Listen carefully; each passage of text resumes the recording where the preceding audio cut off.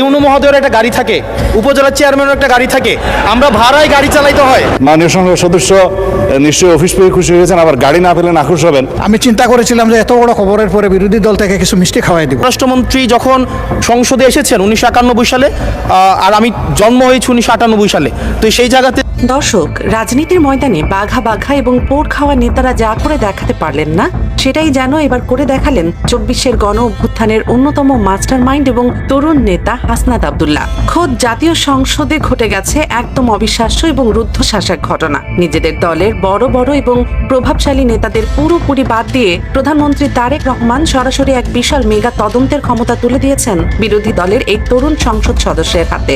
আর এই একটি ঘটনাতেই যেন হিংসার আগুনে রীতিমতো জ্বলছেন ক্ষমতাসীন দলের অনেক প্রবীণ নেতা।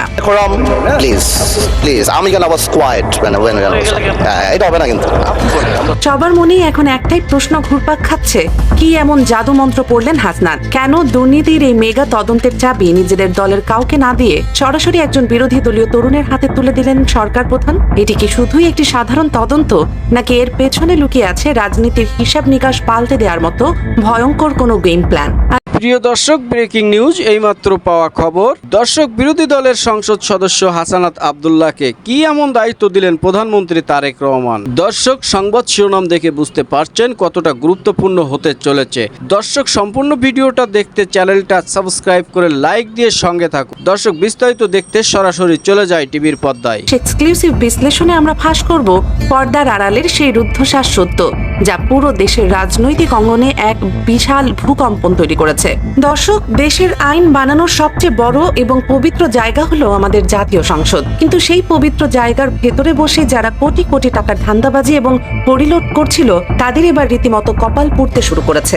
করলে আবার কখন নোটিশ দেওয়ার কথা বলে ফেলেন, তো সেই বিষয়টা নিয়ে সবসময় আমরা একটু সংকোচে থাকি। গত 19 এপ্রিল দেশের একটি শীর্ষস্থানীয় জাতীয় দৈনিকে ফাঁস হয়ে যায় সংসদের ভেতরের আসল চুরিদারির খবর। সেই খবরে একেবারে ডাহা প্রমাণ দিয়ে দেশের মানুষকে দেখানো হয় যে সংসদ সচিবালয়ের কাজের জন্য কেনা ক্যামেরা, সাধারণ ব্যাগ এবং সামান্য মেমোরি কার্ড রিডারের মতো জিনিস কেনা হয়েছে বাজার দরের চেয়ে কয়েক গুণ বেশি দামে। পানির দামে কেনা জিনিস সোনার দাম দেখিয়ে সরকারি কোষাগারের কোটি কোটি টাকা নিজেদের পকেটে ভরেছে কিছু রাঘব বোয়াল। স্পিকার যখন দেখলেন তার চোখের সামনে এত বড় বড় লুটপাট হচ্ছে, তখন তিনি আর চুপ করে বসে থাকলেন না। এই খবর বাইরে আসতেই দেশ জুড়ে শুরু হয়ে যায় বিশাল তোলপাড়। অবস্থা হাতের বাইরে চলে যাচ্ছে দেখে মঙ্গলবার মানব সম্পদ শাখা 1 থেকে কড়া নির্দেশ আসে এই দুর্নীতির হাটে হাড়ি ভাঙার জন্য। স্পিকারের নির্দেশে তড়িঘড়ি করে গঠন করা হয় 5 সদস্যের এক ভয়ঙ্কর শক্তিশালী তদন্ত দল। এই কমিটিকে সময় দেওয়া হয়েছে মাত্র 7 দিন। এই 7 দিনের মধ্যেই তাদের মাঠে নেমে দুর্নীতির সব খবর বের করে রিপোর্ট জমা দিতে হবে। এই তদন্ত দলের প্রধান বা আহ্বায়ক করা হয়েছে সরকারি দলের বড় নেতা ও chief whip ABM Ashraf Uddin নিজামকে। তার সাথে দলের সদস্য হিসেবে আরো রাখা হয়েছে লুৎফুল্লাহিল মাজেদ, মোহাম্মদ সাইফুল আলম এবং হুম্মাম কাদেরকে। এরা সবাই সরকারের অত্যন্ত কাছের মানুষ, কিন্তু পুরো রাজনৈতিক মহলকে অবাক করে দিয়ে এই কমিটির সবচেয়ে গুরুত্বপূর্ণ জায়গায় বসানো হয়েছে তরুণদের প্রিয় নেতা এবং বিরোধী দলের সংসদ সদস্য হাসনাত আব্দুল্লাহকে।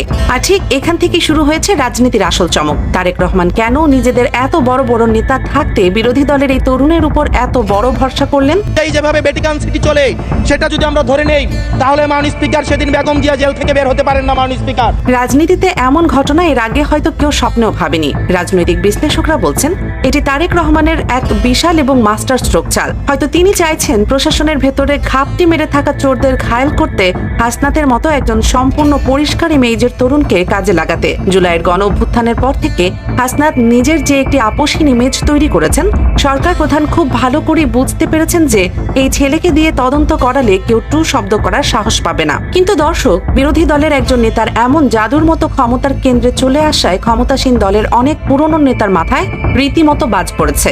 বছরের পর বছর যারা রাজনীতি করে জীবন পার করেছেন, রাজপথে রোদ বৃষ্টিতে ভিজেছেন, তারা এখন নিজেদের কপাল নিজেরাই চাপড়াচ্ছেন। কালকের এক তরুণ নেতা এসে সরাসরি প্রশাসনের দুর্নীতির কাগজ ঘাঁটবেন আর তারা হাঁ করে চেয়ে দেখবেন। এটা কিছুতেই হজম করতে পারছেন না অনেক নেতা।